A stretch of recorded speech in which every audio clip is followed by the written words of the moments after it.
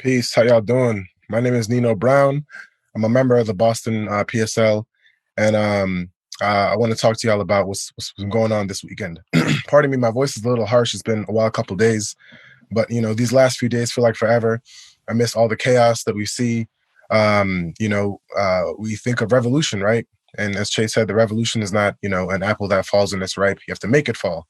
So in the context of these rebellions happening in all 50 states, including right here in Massachusetts, in response to the murder, the lynching of our brother George Floyd, masses of people right here in Boston have been rising up in solidarity, not just with the national cases, but really rising up some of the local cases that have been swept under the rug for the past couple of years. So this past Friday, actually on the 29th, we had thousands of protesters demand justice for George Floyd, Ahmaud Arbery, Breonna Taylor, and all victims of racist police and vigilante terror. And we know that Boston is no stranger to this police terror. Burrell, Bo Ramsey White, Usama Rahim, Dennis Reynoso, Terrence Coleman, Mary Holmes, David Wright. These are all folks who've been murdered or tortured or brutalized by the Boston Police Department or the Lynn Police Department, the state, right, in a word. Actually, just on the same night of the 29th that we called this demonstration, protesters organized. They faced off with police, in the late night after the demonstration ended, and the police actually, they attacked people and claimed that people were actually advancing. But from folks who were there, from witnesses, several witnesses, that the police fired a firework, which was able to get the protesters to turn their backs on them, and then they attacked. Right, so really showing the violent and deceitful nature of the police in this country. Right, and even this past Sunday, again, another protest was called, marching from Nubian Square to the State House, and this one was called by young Black people. Right, so there's no ownership of the movement. Right, I mean, it's a spontaneous mass rebellion, and young people are feeling emboldened to call protests by themselves. I mean, there's protests every day now, and as it should be. But what was interesting of that night was that we found that the MBTA entrances, the metro entrances, were all blocked off and walled off by the police. Train operators were told to bypass the stations that we were at Park Street and downtown. Police began to kettle protesters and lock them on all sides. And as these tensions, people were insulting the police because they essentially trapped them and cornered them on all sides and cut off their means of transportation. So the police responded to, actually some people were throwing water bottles, and the police responded to this so-called threat by throwing tear gas and driving an SUV through a crowd of people on television. Right. Later on in the night, they were kneeling when the Globe showed up and to get their photo op. But we know that the real violence, right? We haven't forgotten the knee to George Floyd's neck. So no matter how many knees these police officers want to take, we remember their violent murders and lynchings of our brothers and sisters all over this country. So the local media tried to, play this up as, violence and rioting and looting. Mind you that, we have some of the highest COVID cases. Unemployment is still rising. 40 million people are unemployed all across this country, about 1 million in Massachusetts. And they didn't miss an opportunity to thank the police for restoring order, peace, and all these fanciful things. Even Mayor Walsh, got onto Twitter immediately and claimed that these protesters were outside agitators, right?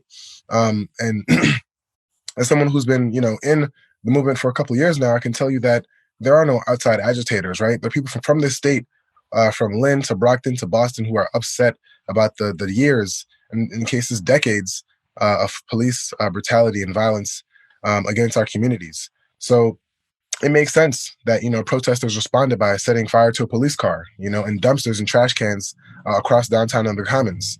And there were at least about 40 arrests, but there were many more injured. But the media really ran this narrative here, that Boston is different. Boston is the cradle of liberty, that we don't have police brutality here, right? But ignoring, Dennis Reynoso, Usama Rahim, Terrence Coleman, these are all within the last decade, right? And on June 2nd was actually the 5-year anniversary of the murder of Usama Rahim. If people don't know, he's a Black Muslim man who was shot down by the Boston police, working in conjunction with the Joint Terrorism Task Force. They claimed that he was, a terrorist, and that he was, going to stab the police, but they found a knife on him that did not have his prints. It was not even in his hand, right? And they locked up his brother, David Wright, who's been held in solitary confinement for some years now, 4 years now. And they also killed his brother, Dennis Reynoso, a Dominican American Iraq war veteran in 2013, right, in Lynn. So we have cases of police brutality here, right? So when we say that the struggle is everywhere, right, we have to particularize and generalize, right? That we have to demand that, the people in power, such as Governor Baker, Attorney General Maura Healey, Mayor Marty Walsh, Police Commissioner William Gross, Rachel Rollins, all these politicians who, give good lip service, or I wouldn't even say good lip service, give lip service to Black lives and against police brutality, are insincere, right? They have the power to open up these past cases, to jail the killer cops here, right? To, get the police out of our schools. So we've been organizing.